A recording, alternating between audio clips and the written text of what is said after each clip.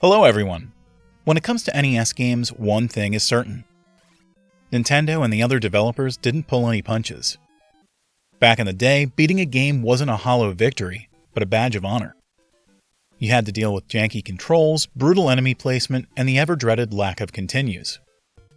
Even now, decades later, there are still a handful of NES titles that manage to beat me instead. Though, that might just be the oppressive cloud of youthful dread carrying over to my adult years. Today, we're diving into 10 of the hardest NES games that I still haven't managed to conquer. These weren't just difficult, they were controller-tossing, patience-testing, sleep-depriving monsters. Let's jump into it. Number 10. King's Knight. On the surface, King's Knight looks like a vertical shooter. But the deeper you go, the more confusing it becomes. It's not just a bullet hell. You're blasting through terrain, avoiding instant death traps, and trying to guide 4 different heroes across brutally unfair levels. While some of the games that gave me the hardest time were games with some puzzle and exploration mechanics, most of them at least had the decency to let me take my time with things. Not so here. The game expects you to memorize everything, including obscure enemy patterns and breakable tiles that hide necessary upgrades. I played this as a kid thinking it was a medieval action game. I was not prepared for this kind of punishment. To this day, I still can't get past all 4 stages to reach the final level. Number 9. Metal Gear. Before Solid Snake became a stealth legend, he starred in this cryptic, punishing NES debut. The problem? The game doesn't explain anything. You wander through confusing enemy bases, collecting items without context, and if you miss something important early on, you might have to backtrack to find it. The game is linear, but there are paths you can head down and get lost. The guards have wild detection, and the boss fights are just crazy, and you spend a decent amount of time working out their patterns and weaknesses. I always wanted to finish this game because of the legacy of the series, but every time I come back to it, I hit a wall, usually because I forgot to pick up the plastic explosives or I tried to use a keycard in the wrong spot. One day maybe. Can't wait to fall into a ton of pits again when I make my next attempt. Number 8. Friday the 13th. This game is infamous, and not just because it's based on a horror franchise. Friday the 13th is one of the most confusing and punishing survival games on the NES. You've got multiple counselors to juggle, random enemy encounters, and Jason himself popping up when you least expect it. The controls are stiff, the objectives are vague, and the map is a nightmare to navigate. Every time I tried to play this, I ended up wandering aimlessly, wondering if I was even progressing.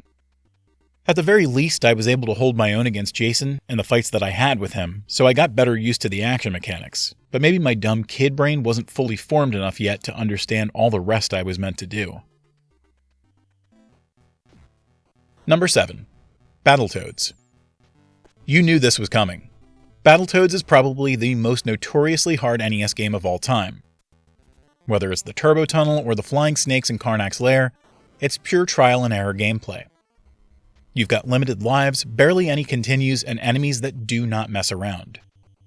So much of the game revolves around memorization that it sort of feels like one of the Don Bluth arcade games by association. I actually wanted to beat this one.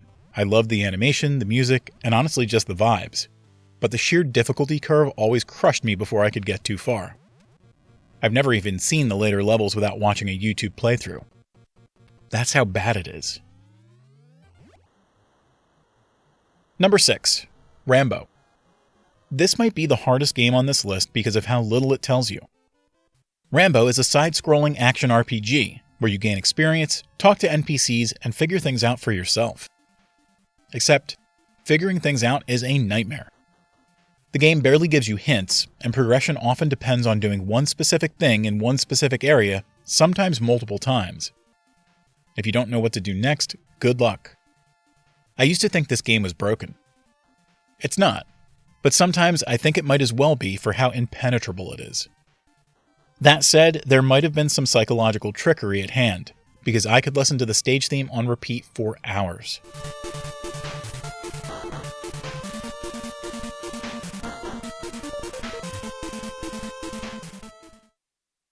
Number 5.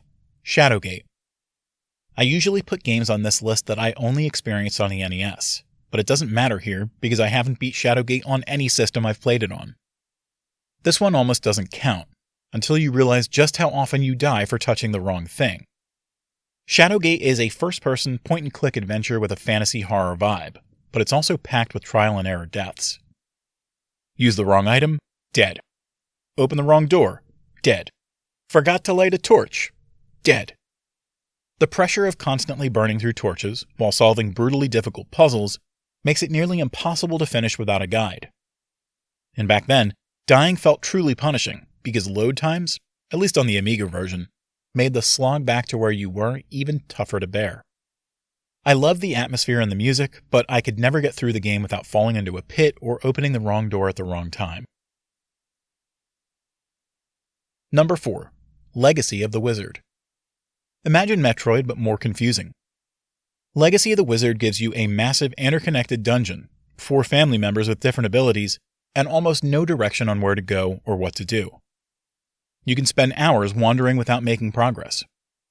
Worse still, each character can only reach certain areas, so if you bring the wrong one, tough luck, you're stuck. I remember playing this as a kid and feeling lost almost immediately. I still find it fascinating. It's right up my alley as far as the theme and the genre goes, but I've never come even close to beating it. Here's a fun side note for those who don't know. Legacy of the Wizard is part of the Dragon Slayer series. In fact, Xanadu, which I've also never beaten, is a spin-off of that series as well. Number 3. Metroid. Speaking of confusing, Metroid earns its place for being a pioneer in the figure-it-out-yourself school of game design. It wasn't especially punishing, with the enemies being annoying rather than deadly for the most part. But no map, minimal health drops, and hidden paths that required shooting random blocks just to move forward made the game pretty frustrating. I've always wanted to beat it, and I've come back to it more than once, but I never stuck with it long enough to truly master its labyrinth. Honestly, even in my later plays, I never had the patience to wander through everything, and I'd be surprised if I ever got any of the cooler pickups, like the Ice Beam or the Varia Suit. Maybe one day I'll give it the time it deserves. Number 2. Ninja Gaiden.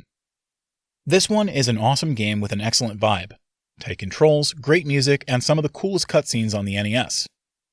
But it also features some of the cheapest enemy placements and most punishing stage design I've ever seen. The birds alone are the stuff of nightmares. But the real killer? The endgame. If you die on the final boss, and you will, the game sends you all the way back, several stages.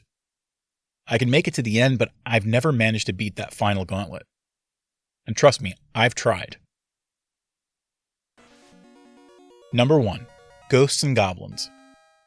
And now, the big one. The game that defines NES punishment. Ghosts and Goblins is cruel from the first screen. You get 2 hits, enemies constantly respawn, and Arthur's jump feels like he's wearing a full suit of armor.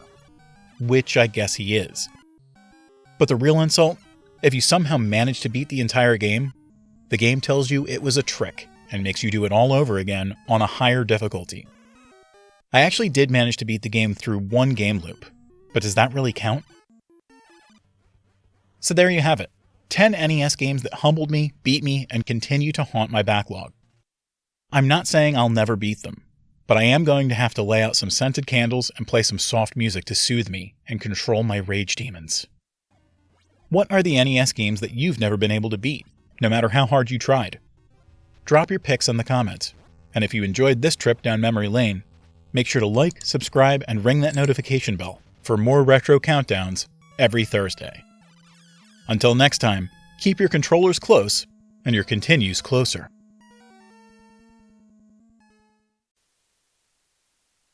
Check out our review for Arcade Paradise. It's a very fun, retro-heavy game. If you're into D&D, you can also check out our sister channel, Tellust, where we have plenty of maps on display. And we'll also be refreshing this channel with new retro reviews, so keep an eye out.